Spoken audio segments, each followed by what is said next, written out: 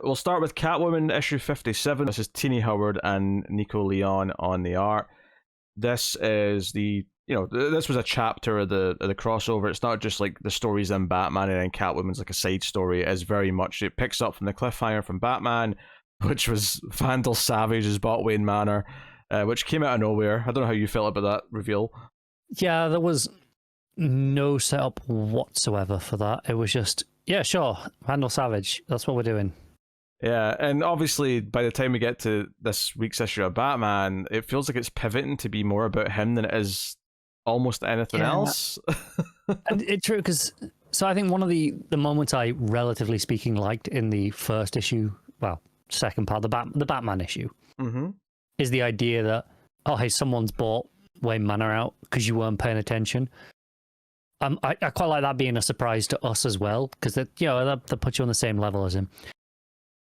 I feel like, though, if it's going to be someone as notable as Vandal Savage, you have to have him doing other things first and being around, like, establish the idea of him, as opposed to just throw him in out of nowhere. Yeah, it was such an out of nowhere thing. And the big thing for me, because you've not been on since this crossover started, I think the concept of what Batman and Catwoman were supposed to be actually does, on paper, sound quite good. In that Catwoman's done something different than Batman that's actually put crime down. It's actually maybe a solution that Batman's just not okay with, and the rest of the Bat family kind of have to like weigh up, like, do they think this is okay? They pick sides, conflict arises, okay? Eventually, yeah, Catwoman's method's going to prove to be problematic down the line for some reason or other, and it'll come to a crashing halt. But as a think piece, as a sort of challenge to Batman's like code and logic and how he fights things, it's an interesting prod at that armor worth telling a story about. The problem is the execution and how quickly everyone here is just getting angry and fighting and all that stuff. More so, we'll talk about that more in the Batman issue, because it comes up more in that one. I don't think I even like it conceptually, because it falls flat like at the very first hurdle for me. The idea of, okay, well, she can train them to be these master criminals, then just train them with employable skills. You can eliminate crime and train them to be part of a productive workforce at the same time, instead of just being like, well, it's a less bad crime, it's fine.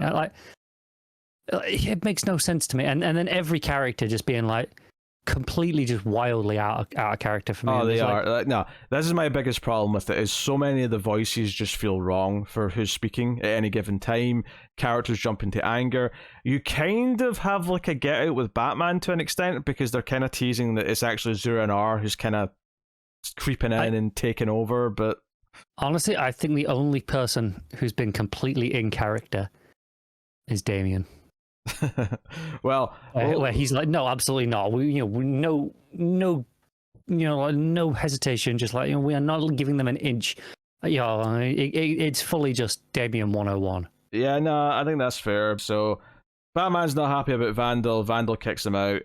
Batman cries at his parents' graves and apologizes for losing the manor. I thought there's a panel here where he's like he's kneeling over and he's saying, "I shared our home with others, blah blah blah." I thought he looked especially like the animated series Bruce Wayne there, because he's got his cowl off. Something about the hair. Yeah, I think it's the really square head at the top is what it is. Yeah, so I don't know, it just stuck out to me. Catwoman's rallying the troops. She's got her whole guild. She's got in Red Hood, and they're going to do a little. Maybe heist isn't the right word, but they're going to steal a bunch of cars. There's a fancy gala going on at the ballet or something like that, and they're going to valet the cars and steal them as they do so. So Jason's helping out all the thief recruits. Batman shows up. They have a bit of a scuffle. Catwoman's in, sort of watching the ballet and commenting on the story, and clearly it makes her think of her and Bruce, because she gets a tear in her eye at one point, and she's like, oh, it's just like me and Bruce, and how he's stubborn, but we have this fire between us, and yada yada yada. And there's a bit of a chase between Bruce and Jason, where There is a funny moment here where Jason says, he can't catch me. Yeah, it's short of maybe grapple hooking me, but that would like maybe kill me, so he won't do that. Very next panel, grapple hook pulls him back off the bike. So that was a little bit amusing, and they keep having their fight, and it's like I will say, because the Catwoman issue doesn't have as many of the Bat family members in it, the problem of having so many characters feel out of character didn't come up as much in this one, just because it was Bruce and Jason and very few of the others for any extended period of time. Yeah, and I also, as much as I've don't like Tini Howard's writing, not specifically in this issue, but just in general. Yeah. The art in this book is gorgeous. Oh, the art's good, and that was true. The first issue she ever did, which had a good artist, was like, I think it was this one. Yeah, I think it was the same artist. Yeah, but it looked great, and we were all like, "Oh, this looks gorgeous," but we just don't like the writing. It's just that simple. Vandal shows up to the ballet and dances with Selina a little bit, and does a little bit of quid pro quo, if you will, with her. So just kind of teases that he's still doing stuff. The big thing that happens here, though, is that Bruce effectively kidnaps Jason and takes him back to his lair, which is fine. Okay, he takes him back to the lair. But what happens next, though, is where I think we're going to have some debates about... Yeah. And okay, you can tell me that Zur-En-Arrh is the one that's actually doing it, but there has to... I just know that when this is all wrapped up, right, even if they're all kind of cold with each other for a while, I just don't believe that there's going to be real consequences for the fact that Batman tries to... Brainwash isn't the right word, because it's not quite that, but he gives Jason his own mix of like fear toxin, and it's designed to kick in fear whenever he's getting too emotional or wants to do violent. High adrenaline, wasn't it? And which actually I've got a very easy thing to compare this to. Actually, you're not going to like this, Connor. It's a lot like no, it's not. In the hit television show Buffy the Vampire Slayer, when a certain vampire gets a chip put in that kicks in whenever he wants to bite people, and it stops him. See, I can see it in his face. He knows I'm right. He knows I'm right. I hate you. Oh, it's the exact same thing. Although just the reveal of what this actually is in the Batman issue. Oh, is it? Yeah. Oh well, okay. It ends with Jason being like, "Oh, what did you do?" And Batman's like, "Nothing I'm proud of." And then we get a couple of pages of Selina. The rest of it's in the next issue. Pros and cons of crossovers like this. Pro, it's very consistent, right? It just flows right into each other and makes a good overall reading experience. That's a positive, I suppose. Yeah.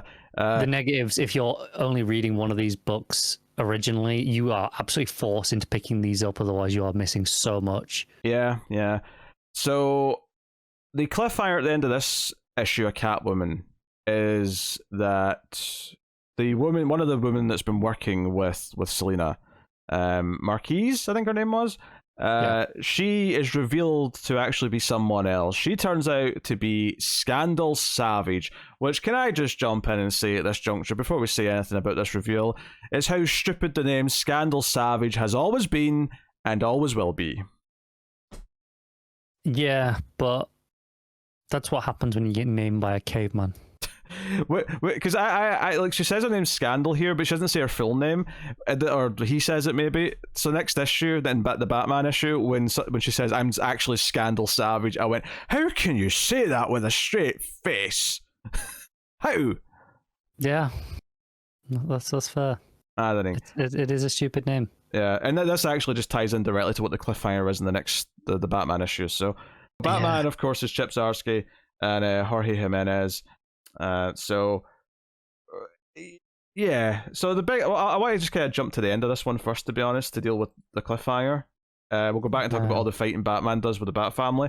This is a longer issue because there's usually a backup, but they've given the entire page count to just the story. So there's a bookend here with Vandal Savage talking about the meteor, and he's basically explaining that his powers have been waning over the years because the meteor's all split up, and he's been wanting to, for a long time, put all the pieces back together because that'll sort of give him more power than he's ever had.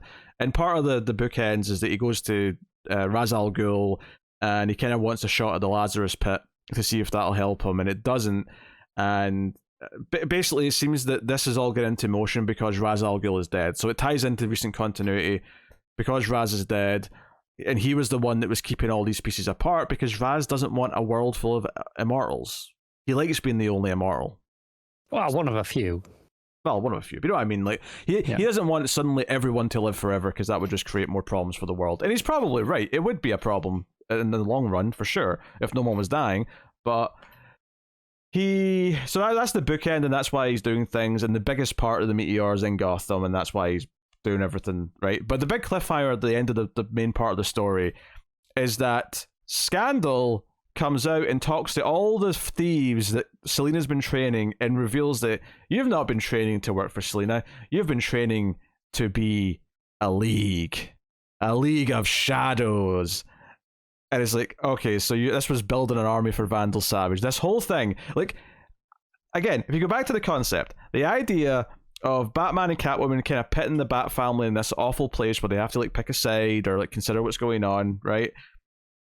If you're going to do a story about that, then do a story about that. This just turning out to be a Vandal Savage is like secretly like behind everything and is going to try and take over everything, and that's what gets everyone working together. Just feels really generic to me because it robs them of actually having to answer any of the questions they're raising in the main part of the plot. They will just avoid it all entirely now. Yeah, because now it's just going to be about stopping him, and they're just going to sort of move past everything else, other than the fact that Batman's acting way out of character, and they're all kind of acknowledging that. I assume that does have consequences, but that's because they've been building to that since the failsafe arc. Like, it's all been about Batman getting off the deep end. They have, but this issue, I think it's in this issue again. Like, you think you had it bad reading these two back to back? I read 4 issues of this bloody event all at once. Maybe it's not in this issue. There's the bit where he's like talking to Zur-En-Arrh, like in the but he's still. Oh yeah, that was like the last Batman or something like that. Okay. Yeah. Which very strongly, wants to imply that he has Zur-En-Arrh under control still, right? If he's caged up, or at least he believes he does. It does, but there's definitely a moment in this where you see a couple of bubbles coming in, as if he's like in his head, whispering or whatever. Yeah. Because then we get to the Jason thing that we're already kind of getting to, which was that he is now being controlled or inhibited, at least when he does feel any kind of adrenaline, to stop him from being a murderer. And this just feels like he's taking his choice. And I think Jason even says this isn't you. Like, you are Batman and you're pretty controlling, but this is not what you do. And obviously, when the others eventually find out, well, at least Dick finds out by the end, he's pretty horrified at what he's done. But so Dick's got like the central Bat computer, not in his place. It's the apartment that Bruce's dad lived in when he was at medical school. I'd just like to say the lettering for this thing is horrific. Oh, do you know what's so funny? Hate it. Do you know what's so funny about the lettering to this computer? Is that when it first started saying stuff, I actually didn't realize it was in English and that I was supposed to be able to read it. I just skipped past. The exact same. Yeah. I thought it was just computer gobbledygook, and then it wasn't until a couple of pages later that I went, "Oh wait, no, it's actually in English. I can read it." yeah, it is awful lettering. It is legible just about once you know you're supposed to be reading it, but you have to work to read it. Oh yeah, you need to strain a bit to really focus on it. There's someone else has a very, I think it's Barbara. It's when she's over the comms, has a similar font with the purple, but it's just. No, she's got the green. She's Oracle. Yeah, someone has a purple. It's a Zur-En-Arrh you're thinking of. Oh, maybe it is. Yeah, that's what you're thinking of. Yeah, because Oracle's had that signature green, you're right. comms bubble for ages now. There is, because there's one that's like on the same page as that Bat computer at one point, where it's the same like style, but like purple, but just solid lettering, as opposed to the awkward broken up, and it's so much easier to read, and it's amazing the difference it makes.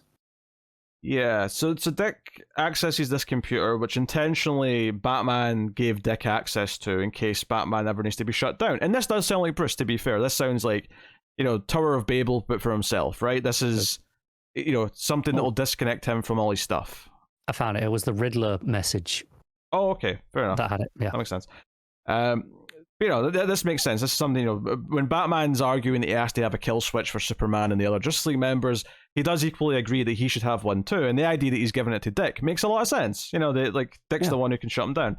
So he goes to do this, but Damian shows up and he's still very pro what Batman's up to right now. Although, to be fair, he doesn't really know about Jason, I don't think. I think he's just pro he's not pro Batman, he's anti Selina's plan. Yeah, maybe that's a better way of putting it. And then Tim shows up. I will say there were one or two things I liked in these exchanges. Primarily when Tim's fighting Batman and says that, "Hey, I became Robin because I recognized that you needed to be saved," and I'm seeing that again now. I did think that was a good callback to their past. And then there's maybe one or two exchanges between some of the other Robins. But I think the big thing for me is that a lot of the time the voices do feel wrong. It feels like Dick gets way too angry and way too, we have to, take Batman down.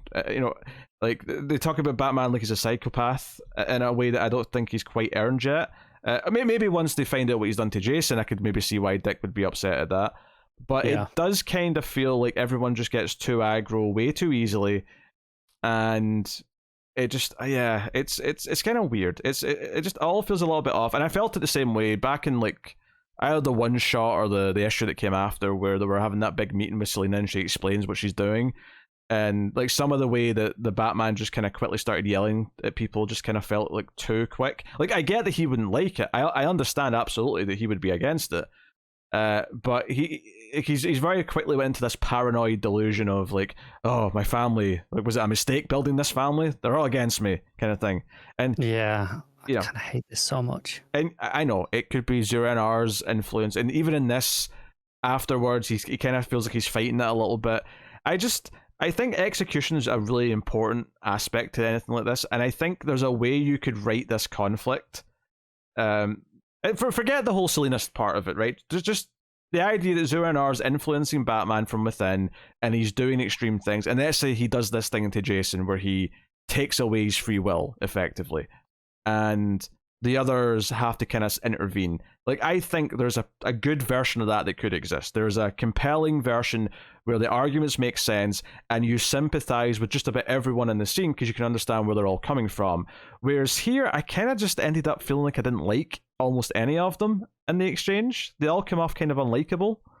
Yeah, that was something I felt like while I was reading, all of these issues, was just, I kind of hate the entire Bat family right now.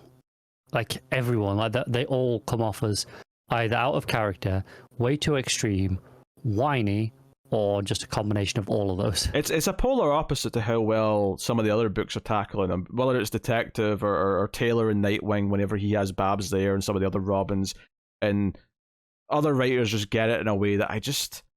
I don't even necessarily want to... because obviously Tini Howard's doing the Catwoman book, but this does feel like a Zarsky issue more than anything, because it's kind of been a problem throughout a lot of his run at this point.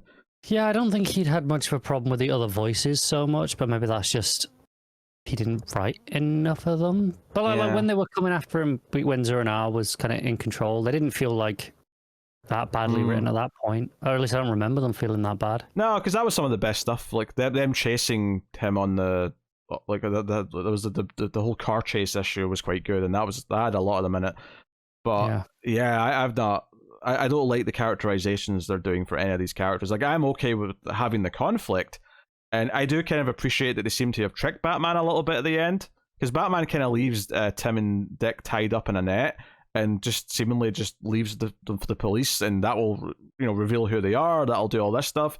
I did like the small moment where Dick's then okay, he's far enough away, we can get up, and they just sort of so they were intentionally waiting so he'd think they were subdued before they actually deal with it. And I don't hate Tim hugging Damian saying we're going to help her dad. That's it's a cheap pop kind of moment to do something like that, but that's perfectly fine. It's all the aggro stuff. I don't think I'd have it with those two characters because they had such a that's not their relationship. Sure. Yeah, it's more of a Dick and Damian thing, to be fair, yeah. Yeah. They're always the ones that felt more like brothers, but I'm not against them having Tim and Damian bond a bit more. I can... I'm not. I just feel like that's the sort of thing, that's the moment you've got to earn. Yeah. I don't think those two characters have. Yeah. Well, at least it wasn't Jason doing it. Yeah, that's true. Yeah. So yeah, basically Scandal Savage shows up to rescue Jason towards the end of the issue. And she wants his help, but then he starts sweating and he explains that he's not really useful in a fighting capacity anymore. And she's like, "Oh, that's a shame. I need warriors. Bye then," and just leaves him there, which I thought was kind of funny in a cold way. Like I got a chuckle out of it. But yeah, so Batman's thinking about the night his parents died because that's what he always does. And Zur-En-Arrh's telling him to take control. So the issue ends with him bumping into Selina. They're going to talk, and we get the back of the bookend, which ultimately reveals that Vandal Savage is going to lead this new League of Shadows that Selina has inadvertently built for him. So yeah, all of her thieves that she trained are about to turn on her, seemingly. I mean, maybe it'll be interesting if a few of them don't. Maybe some of them will feel loyal to Selina, but I don't know. Yeah, I don't see it. I see obviously she'll retain her original core crew, but the rest of them were always just henchmen anyway, right? That was the whole point, so... Yeah. I guess I said this last time Riddler helped a little bit, but I do kind of like the idea that Riddler's helping Batman stop all this because, as he says himself, there's a bit of a shortage on henchmen right now, so... Yeah, it a little bit feels maybe like we're getting towards that Riddler that we had kind of just before the New 52, where he wasn't fully evil. He had his own little detective agency. Maybe. I mean, it's tough to think about it that way because the last Riddler that I loved was that one shot that Tom King did where he was like the most murderous psychopath version that he's ever maybe been. But yeah, maybe we are building back towards that. I don't know. But yeah, so it's... They're at least playing with concepts that there's some discussion to be had, if nothing else. It's the main thing going on in DC for a couple of months. And the issues, at the very least, aren't difficult reads. They flow very well, and by and large, they have good art. Like, both art... I think that's the real saving grace, is both issues have great artists. And it helps when there's usually a good, healthy fight scene in each issue. Yes, which it takes some time away from the plot. So this is going to continue in Catwoman 58 in a little bit, but yeah, so there's the thoughts on Batman and Catwoman. Rating these is a bit weird because they kind of blur together in my head, but do you have a rating for either of these? Sure, they're both 4s. They're not good. I wish I could remember what I gave the last one. I was definitely quite negative on it. I think I'm tempted to give...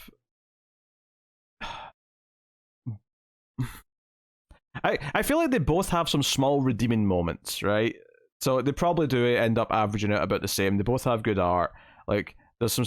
Well, I think the Batman issue has more redeeming moments that are actually moments of redemption, as opposed to the Catwoman issue, which just doesn't have as many out of character moments. So that's almost like a positive by subtraction, as opposed to addition that the Batman issue has. But I'll be slightly more generous and give them both 5s, because I do think they're at least easy to read. They flow well enough. A large part of that will be the art. It doesn't get overly wordy, although some marks have to be taken off for that computer lettering on the Batman issue.